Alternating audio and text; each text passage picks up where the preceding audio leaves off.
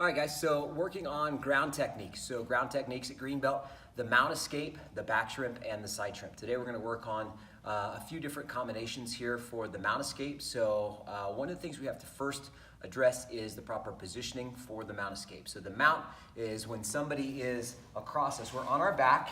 So one of the big important things we have to talk about is a lot of kids will keep their legs straight.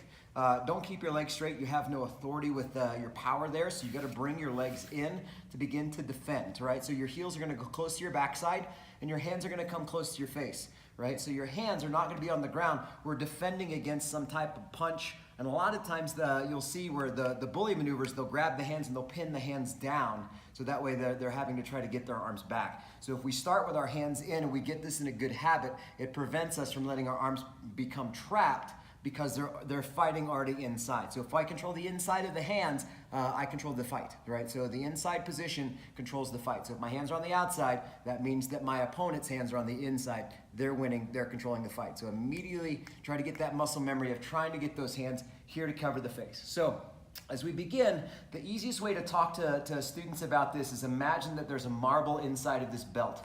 Marble inside of your belly button. So that marble is going to be thrust as far as it can from one place to the other. And the way that we practice this is we start by putting that marble on our belly button, we shoot it straight back, and then we have a shot to the side, and then we have another shot to the side. And those shots to the side will start to lead into our side shrimps, so that really helps out there. So our first method is when we say go, we say one, we throw that marble, we bridge by lifting up. I put all my weight into my shoulders, my backside is up as high as it can go, and I'm throwing that marble back. Right? If I'm going to the side, I'm bridging over and I'm throwing the marble to the other side. I'm bridging and I'm going up onto a shoulder. And notice how my head's not touching the ground. I'm throwing the marble to the side here. If I go to the other side, I bridge up onto the shoulder. And again, all I'm trying to do is rock my opponent off balance. This is a game of inches now, because the first person that stops usually loses. So we're trying to keep them off balance. If they're not balanced, they're not able to hit you, they're not able to try to attack. So whenever we do our mount defense, our mount escape, our hands are already in. You'll hear this called the table escape. You'll hear this called the buck, trap, and roll. Either one of those terminologies are fine, right? So when we get here, the first thing that we have to do is we have to get our opponent off balance. They're in a low mount. A low mount means that they're straddling our waist instead of up on our chest. Up on our chest is much more detrimental, because that means that they're punching, right? So we've got to make sure and keep them down low. And the way that we do that is by keeping our arms in. If our arms are here, that creates a shield, so those opponents will try to keep those arms out. Again, controlling the inside, controlling the fight. They start to walk up. They're mounted high, they're sitting on the chest, harder to breathe, more weight we're carrying, less power on our hips. It makes it much more difficult to try to defend. So we've got to try to keep our elbows in.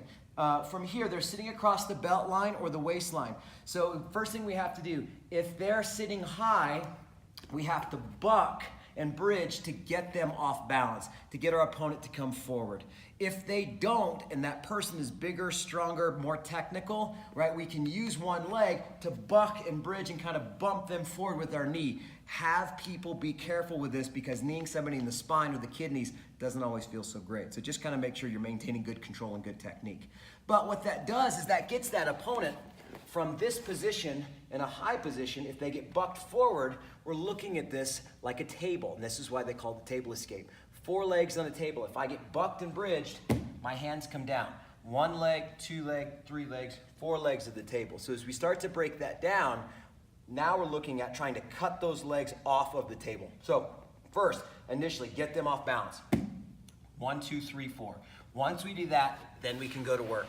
From the bottom position, after we bridge, we get them off balance, we're gonna trap an arm, right? We have to be quick with this. When we trap that arm, we're gonna grip our hands together in a gable grip position. My hands come together, cover, and trap. We'll go over that in a little bit more detail in just a second, but I come around just like a snow angel. I'm gonna come around the outside of the arm and then in, right? And as I go in, I'm controlling that leg of the table, right? I'm holding that arm. It's hard for them to post, right? So I basically cut that leg off the table. Simultaneously, I want to wrap my foot around that same side. So wrapping that foot and scooping that heel into the backside takes another leg of that table away. So basically we've sawed an entire side of a table off. We're keeping that tight, pulling that heel in, and then we begin to bridge. And this is where that side bridge comes in, where I plant this foot and I go to the side of the table where they're trapped. I bridge over and then I go to my knees. And now I end up in guard. My opponent should wrap their legs up for good technique, and this is how the drill resets.